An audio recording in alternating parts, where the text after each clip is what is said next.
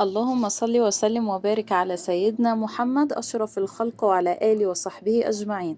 صباح الخير عليكم جميعا، صباح الهنا والرضا والمحبة والتفاؤل وراحة البال، صباح كل حاجة حلوة في حياتنا وحياتكم. ربنا يسعد أيامنا وأيامكم جميعا يا رب العالمين. النهاردة بقى جاية لكم بفيديو جديد. يا ريت لو أول مرة تشوفيني يا ريت تشتركي في القناة وتفعلي الجرس على الكل عشان يوصلك إشعار بكل فيديو جديد أنا بنزله. ويا ريت تدعميني باللايك، هو ده اللي هيشجعني ويخليني أستمر إن شاء الله بتوفيق ربنا ثم بدعمكم ليا. هنا بقى نزلت السوق. بجد يعني أنا اتصدمت من الأسعار. يعني ربنا يا رب يعيننا على اللي احنا فيه، بس فعلا كل يوم الأسعار بتزيد. يعني النهاردة بقى ايه، البنزين بيقولوا غلا امبارح، فالأسعار جديدة. فربنا يعيننا ويقوينا وينزل كده علينا رحمته والرخاء كده من عنده يا رب. إيه، بصوا هنا بقى ايه الليمون، انتوا بتحبوا تعرفوا الأسعار معايا. الليمون في عند البياعين ب16 وفي اللي بيبيعوا كمان ب20. دي عربية كانت بتبيعه، كانت بتبيع الكيلو ب12، جبت كيلو وربع ب15. تمام كده. البزلة دي برضو البزلة مليانة كده معايا وما شاء الله الواحدة متكوكة كده وحلوة.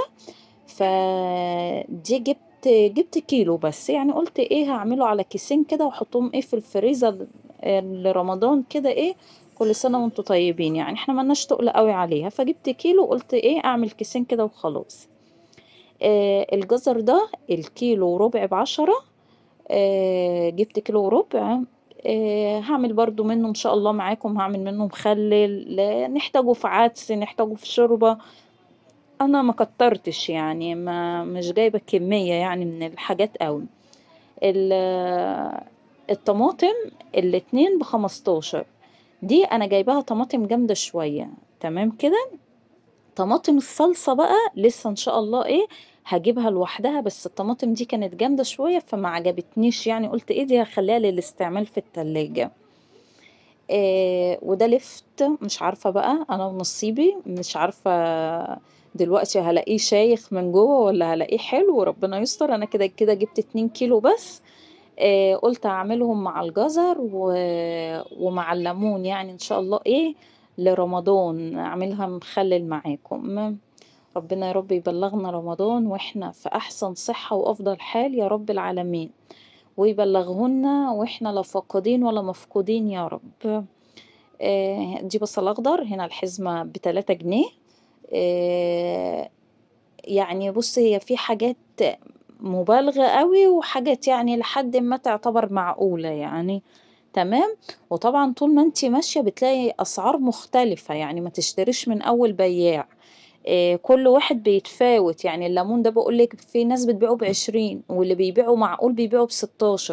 دي عربية كانت كده معدية في السوق فلقيته ب12 واصفر وجميل كده ما شاء الله زي ما انتوا شايفين. فطول ما انتي ماشية هتلاقي ايه، هتلاقي اختلاف في الأسعار. ده كده سلق، ربطة السلق دي ب1 جنيه، الربطة ما شاء الله مليانة كده وحلوة. فجبت منها كمية لأني أنا أساسا ما خزنتش خالص قلقاس. ويعتبر يعني ما شاء الله يعني أكتر خضار بنحب ناكله هو القلقاس. دي الواحدة. ما شاء الله تبارك الله عاملة حوالي 2 كيلو، يعني فيهم واحدة 2 وفيهم واحدة 2 وربع. تمام كده. جبت 4 كيلو. طيب القلقاس الكيلو ب16 جنيه، وفي ب15 جنيه، وده ب13 جنيه. اختلاف البائع من التاني بيختلف، يعني ما تشتريش من أول سعر. مش عيب ان انت تمشي شوية ان انت تسألي الاول تاخدي فكرة عن ده وعن ده وعن ده، وممكن تلاقي الارخص تلاقيه كمان احلى يعني. انا اللي كان ب16 اللي هي الواحدة اللي هي طويلة دي اللي هي بتطلع كمان مش حلوة خالص في السوا. فانا يعني فضلت ايه ادور كده لحد ما لقيت ايه اللي انا عايزاه، اولا سعره مناسب، واولا الواحدة اللي هي ايه مطبقة كده من تحت دي بتبقى افضل قلقاسة يعني. وجبت بنجر. طبعا زي ما انتوا عارفين ده جميل للأنيميا، انا بجيبه عشان انا عندي الأنيميا دايما عالية. فبحب اجيبه زي ما سلقته كده ودايما بعمله معاكم طبق كده جنب الاكل. بيبقى مغذي وبيعوّض الأكل، يعني حتى لو الأكل ما فيهوش كمية فيتامينات كتير، الطبق ده بيعوّض اللي ما شافهوش أنا باسلقه بس كده، وبعد كده باحطه في الفريزر، عند كل استعمال باعصر عليه ملح باعصر عليه ليمون وملح وفلفل، بس كده وبيتاكل جنب الأكل بيبقى جميل جدًا. بس وهنا دي خضرة بقى جرجير وكده، ودي جِبت كرنب، جِبت 2 دي ما شاء الله تبارك الله الواحدة اللي هي المدكوكة مليانة يعني، دي الواحدة ب12 جنيه، يعني أنا أخدتها من الست اللي بتبيعهم، أخدت الاتنين ب22 جنيه، الواحدة جميلة، كان الأيام اللي فاتت أيام الشتا كان غالي جدًا، آمم ما يعني كانت الواحدة ب18 وب20 وأصغر من دي كمان بكتير، والورق بتاعها كان هايش. طيب إحنا غرضنا إيه من كل التفريزات دي؟ إحنا غرضنا إن إحنا نسهّل على نفسنا اليوم بتاع رمضان بإذن الله ربنا يبلّغه لنا على خير يا رب.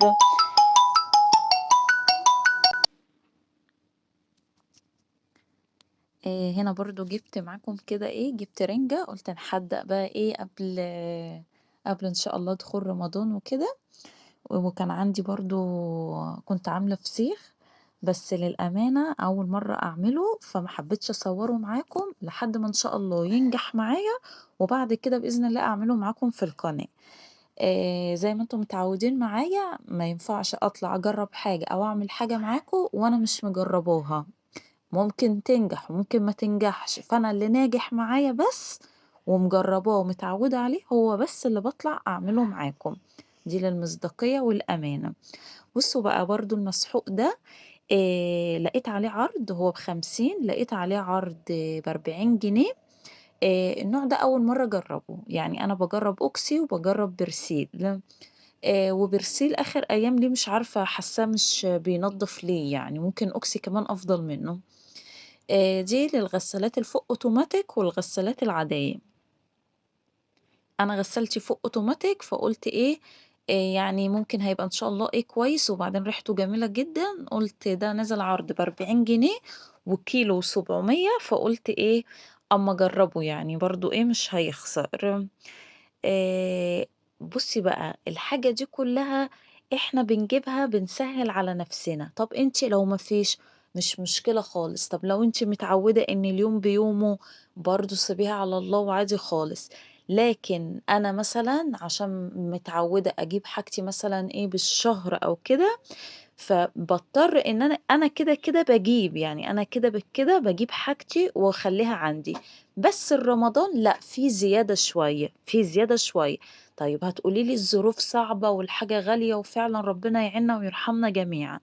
زي ما قُلت لِك أنا بقى عملت إيه، أنا الأيام دي كده نمشّيها بقى إيه، نمشّيها يعني ممكن يعني إيه، نستبعد اللحمة والفراخ والحاجات دي دلوقتي خالص كده إيه، لحد رمضان، لإن الحاجات دي هي يعني بتاخد فلوس كتير يعني، فاهمين قصدي إيه؟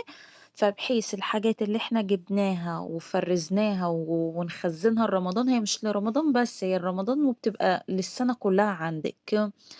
بحيث الميزانية اللي إحنا جبناها للحاجات اللي إحنا هنخزّنها، يبقى نعوّضها في إن إحنا نعمل إيه، أكلات بسيطة كده وأكلات اقتصادية، يعني ممكن بربع لحمة مفرومة تمشّي حالِك، ممكن أكلة سمك، السمك برضه يعني فيه أسعار كويسة وحنيّنة وفي المتناول يعني، لكن بالنسبة للفراخ واللحمة المكعبات وكده، اللحمة البلدي لأ، يعني ممكن نستبعدها دلوقتي لحد إن شاء الله إيه، لحد رمضان كده ربنا يبلغه لنا على خير يا رب. هنا بقى أنا عملت رز صيادية، حمّرت البصل وبعد كده غمّقته ونزلت عليه بمعلقة صلصة وحطيت له المَيّة بتاعته. ده معايا هنا سمك مرجان، السمك المرجان ده باجيبه وبانضّف بطنه وباعصر عليه ليمون وكمون وملح، وبعد كده ما باحطش عليه خلطة وهو ني خالص، يعني ما باحطش عليه توم وهو ني خالص. التوم هتشوفيه معايا أنا باحطه إمتى، لإن هو السمك المرجان ده بيتعمل يعني بطريقة مختلفة عن باقي السمك. بس كده اليوم دوّة قُلت إيه، يعني حطيت شوية الرز على النار لإني كنت فعلًا، فعلًا جاية مُجهدة من تحت. آآ مش عيب إن أنتِ تمشي وتسألي من بياع لبياع، لإن بجد يا جماعة في أسعار متفاوتة جدًا في السوق. يعني القلقاس ده أنا جايباه ب13، في أماكن تانية بتبيعه ب15 و16 و17. ال الطماطم في الكيلو ونُص ب10 وفي الكيلو وربع ب10. وممكن اللي أرخص يعني مش بيبقى أوحش، لأ بالعكس ممكن تلاقيه والله كمان أنضف. ما تشتريش من أول سعر، يعني امشي كده ودوّري هتلاقي الأسعار اللي تناسبِك.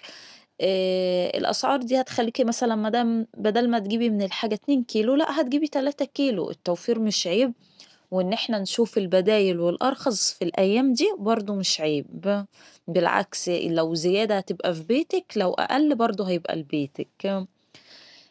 بس ابتديت بقى إيه أحمّر كده السمك على النار، والرز أهو برضه حطيت له المعيار بتاعه، وابتدي بقى إيه أغطّي عليه كده.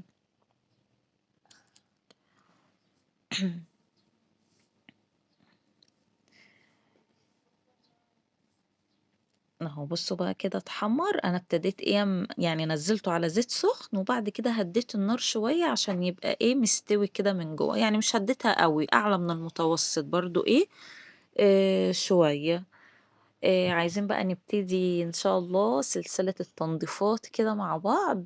شجعوني بقى وحمسوني لإن أنتم بصراحة مزعلينّي خالص في القنا، ما فيش أي تفاعل منكم. يعني حبايب قلبي اللي بتتفرّج عليَّ، بتتفرّج وبتنسى إن هي تحط لي اللايك، مع إن اللايك ده هو اللي هيخلّي الفيديو بتاعي يتشاف ويوصل لأكبر عدد من الناس.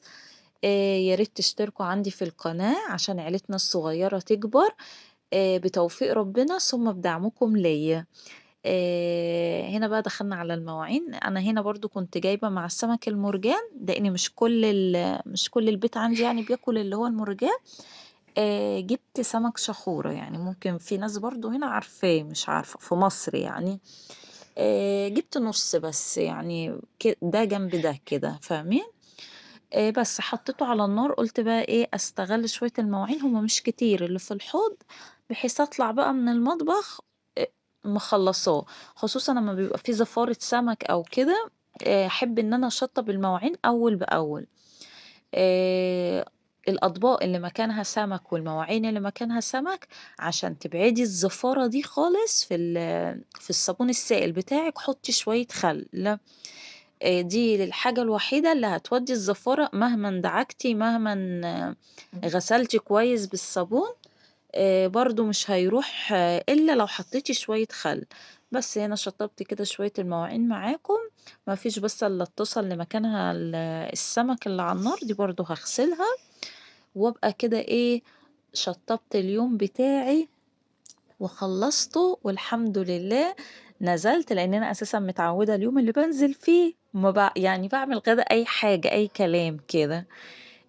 بس عشان النهارده إن شاء الله صايمين وكده، فيعني ربنا يتقبّل منا ومنكم يا رب. فإيه قُلت النهارده نعمل إيه، نعمل سمك كده.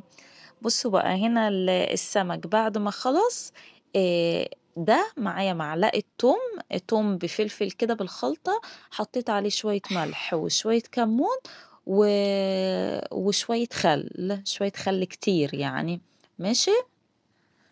بس قلّبتهم كده في قلب بعض، وبعد كده هابتدي أرُشّهم على السمك، بيودّي بقى طعم السمك في حتّة تانية خالص.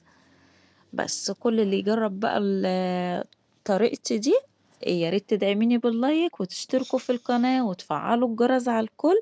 باحبكم في الله، باي باي.